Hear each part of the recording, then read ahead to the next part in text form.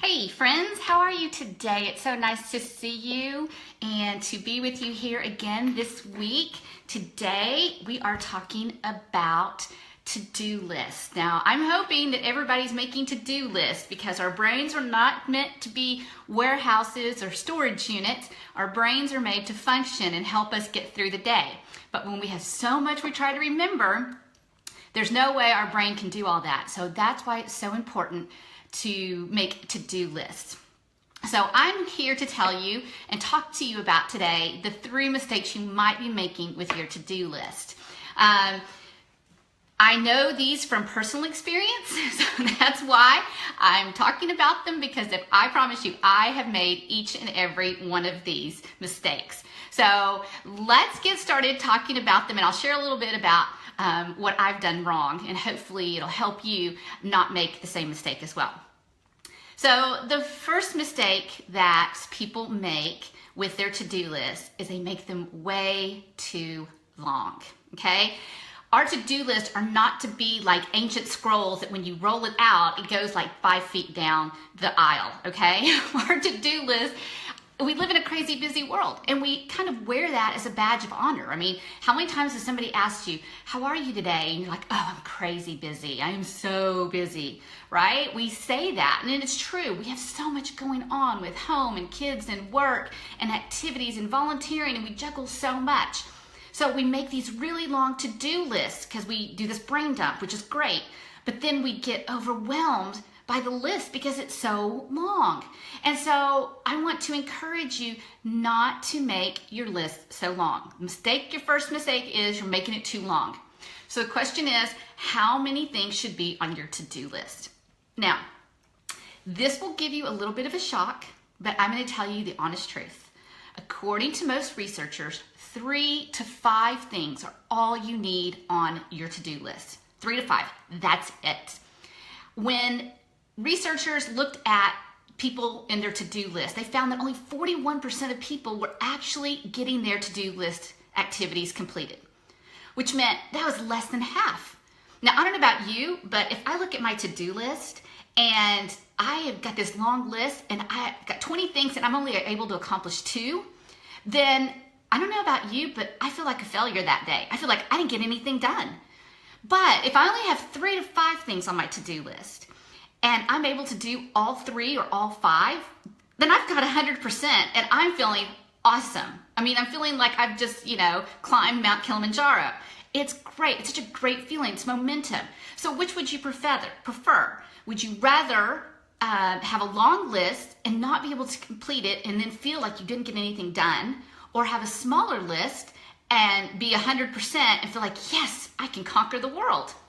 So that's what I want to encourage you to make your to-do list small. Don't feel like you've got to do everything. Figure out what's most important, what really, really needs to get done, and then try to concentrate on those 3 to 5 things. Now, if you get all of your to-do list done by noon, well, then you can make a new to-do list, right? So don't think that, that's all it's going to be for your day, that you can't be that super productive with such small things, because that's just not the truth. All right, so let's make sure we're not making that mistake and making too long. Let's keep it and limit it to 3 to 5. Now, the second mistake that this is one I've struggled with a lot, but that I see a lot of people do, is that we're not prioritizing our to-do list. Now, I know from personal experience that if I'm checking off all the boxes with itty bitty little tasks that are like non-essentials and non-important in my life, I feel like, great, I'm getting things done, but at the end of the day, those big things that I really wanted to get done, I didn't get those done. So even though I felt productive, I didn't feel like I really accomplished what I needed to be doing. And I want to give you like this visual illustration to help you understand what I'm talking about with priorities, okay? So I've got 2 little glasses. Yes, I know, they're really cute. These are from like 1977. They've been in my family for years. I drank out of them, my brother drank. Both our children have used them, and we'll probably pass them on to our grandchildren, but they work perfect for this example. But these, I want to represent your life, okay? Your day. Let's just your day. And then we've got the big rock, which represents the most important things that you need to get done, okay?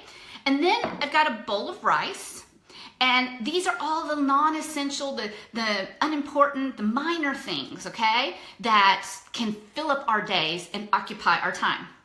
Well, if you want to get everything done, then a lot of times to feel successful, what we do is we will start our day off with all the non-essentials because we can get those done pretty quickly, right? And then that makes us feel like we're getting a lot accomplished. So we put them in to our life, into our day. Hold on, it's clogged up.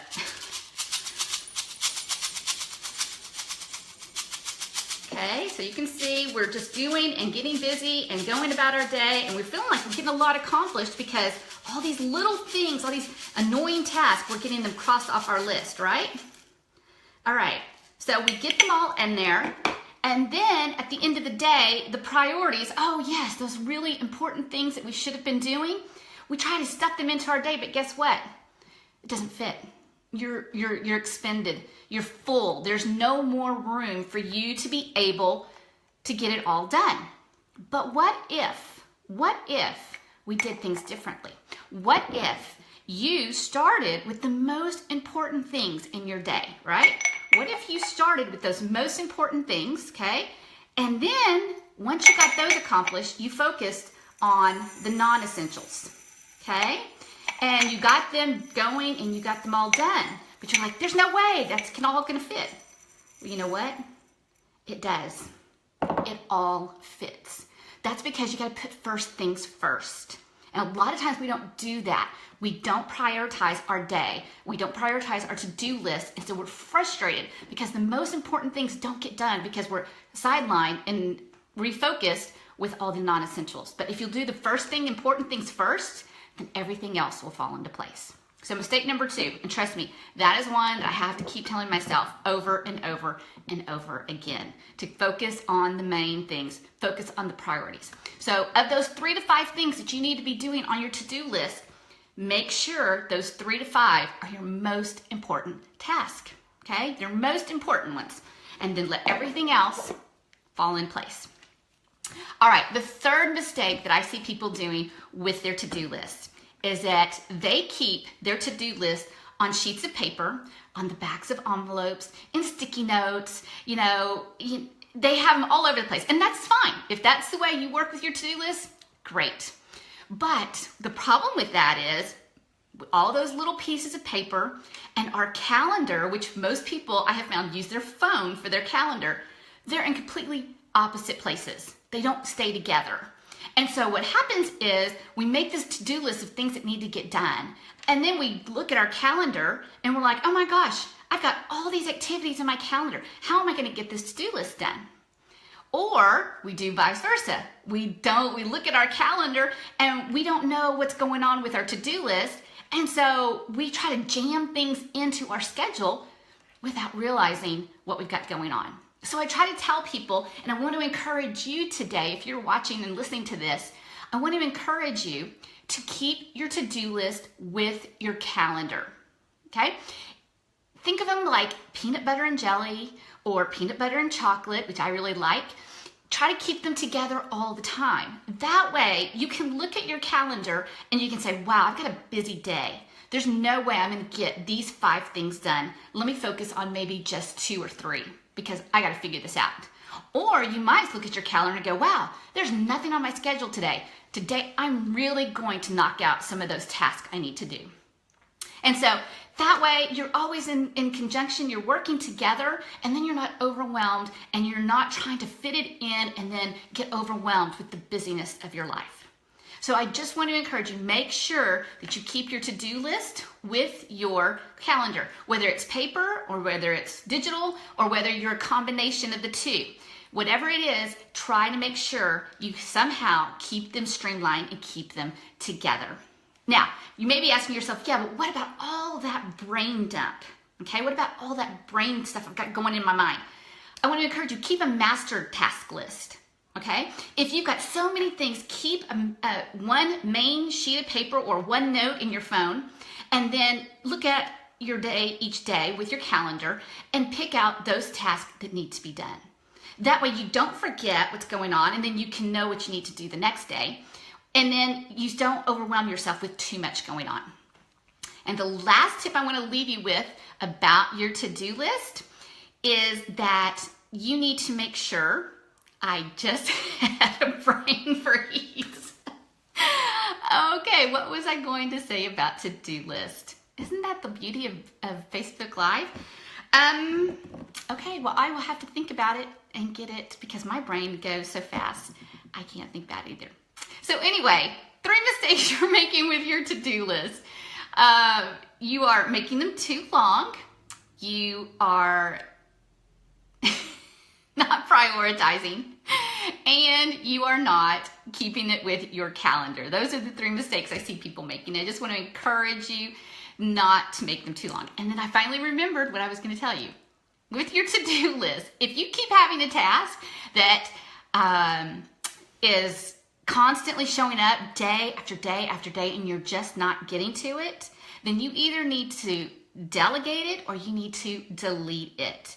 Don't keep putting off a task. If it just keeps showing up and you just can't seem to be getting to it, that may be like a note to you that it doesn't either need to be done by you or it needs to be done by somebody else. So delegate it or delete it. So that's my last tip. I remembered. I'm so excited. But anyway, thanks for joining me. I hope that if you need anything or you have any questions about to-do list, that you'll leave me a comment in the section below because I'd love to hear from you. How do you do your to-do list? What more other struggles do you have with your to-do list? And can any of these tips help you make your to-do list better? And if not, just leave me a comment. Let me know how I can help you. I'd love to if I can. So anyway, I hope you have a great day. I appreciate you joining me. If you need more help or more information, feel free to visit my website at bygeorgeorganizing.com. So have a great day, and we'll see you next time. Bye.